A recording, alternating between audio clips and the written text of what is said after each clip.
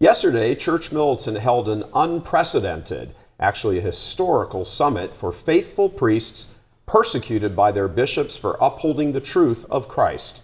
Church Militant's Paul Morano gathered some testimony from these holy priests oppressed for being faithful to Christ and their mission of saving souls in the midst of a conspiracy of silence that has plagued the church for decades. Make sure everything's just right. 9 priests are sharing their stories about being sidelined for upholding church teaching on faith and morals. They represent many others punished for their orthodoxy and fidelity to the church. The summit kicked off with a litany of questions on what could legitimately sideline a priest. Have any of you been unfaithful to your vows?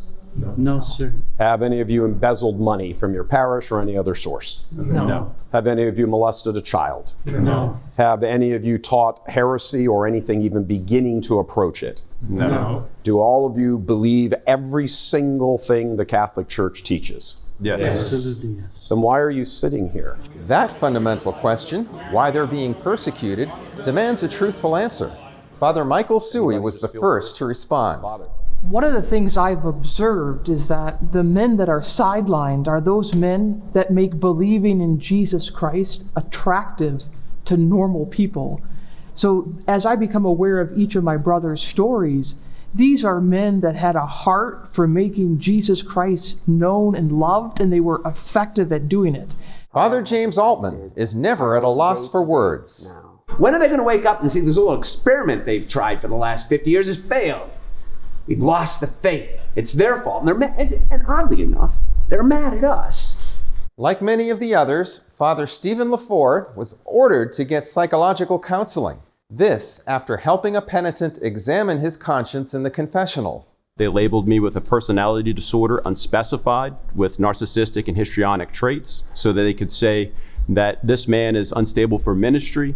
But even the John Vianney Center wanted me to go back into ministry. They said, we don't really a threat, to anybody. We can go back to ministry. But then the bishop says, you're not going to benefit the diocese.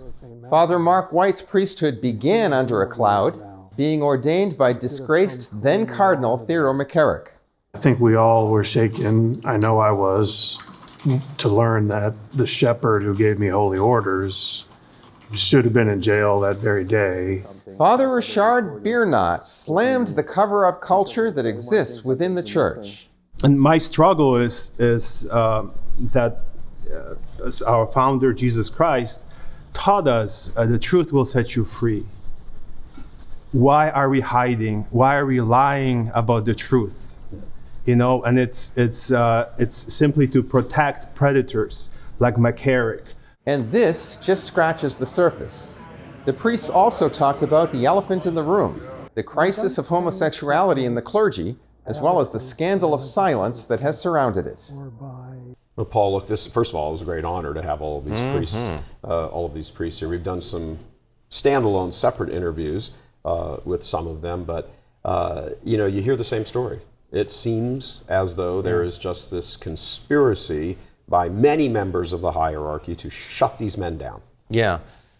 The leftist narrative that is in the widespread culture has seeped into the church, and there is a narrative, there seems to be, that these priests attest to, that if you go outside of that with the uncomfortable teachings of the church, particularly on morality, you will get axed, and that's a huge problem. Yeah, and you think about it, we hear these stories. I mean, these are 9 priests we had. Yeah. Obviously, we know dozens and dozens and dozens, for well over 100, who have told us this exact same story. And you look at it and you just say, how can this possibly be the case? And it is the case. And I think it's important to put all 9 of them up at the same time. And I think that they did uncover some of the reason for it being the case, and that is the homosexuality that is in a subculture within the seminaries for decades now.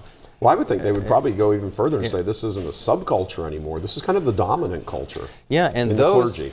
And those who aren't that way and don't, who want to uphold church teaching and church life and want to speak the truth unfiltered, which of course that is their command as a clergyman to do in the Catholic Church, they want to do that. They are being deemed, as you heard, psychologically unhealthy. Yeah. And then they have to get counseling, and you know, they're no longer good for their parish because they might say some of this truth that actually might get out, and people might start asking more questions. There's anger management issues. They're too rigid. There's personality things. They're diagnosed with this. They're diagnosed with that. And an interesting point on that is the places they are being sent to, a handful of them.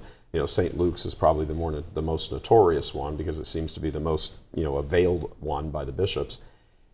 The diagnosis that is being sent back is being sent back not to the patient, but to the bishop who is writing the $30,000 a month check for this. So he gets to spin what is being told to him according to his liking. Sure. I mean, how can that not come up as a question? Now, Yeah. we don't know. Maybe they are saying, hey, this guy's good, but it seems like every single priest that goes here to these places, not just there, but to all of these places, gets this label, and some of them are recommended, well, you're supposed to stay for just a month, but we think you should stay for 6 more months. Who just happens, that diagnosis just happens to conveniently dovetail into the desire of the bishops, who's writing the check to the institute to get that outcome. Yeah. There is a balance here to be had between obedience and injustice.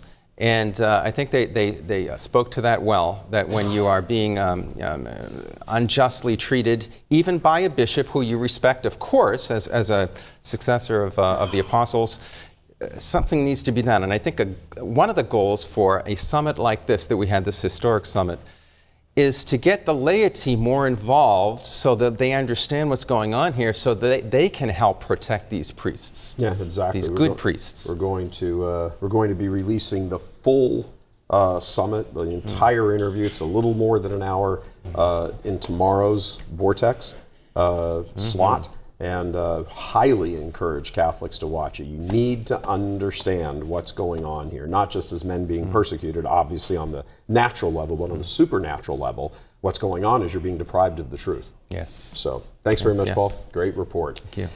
Church Militant will air this whole historical event tomorrow, as we said, June 17th. You can see it in its entirety on churchmilitant.com.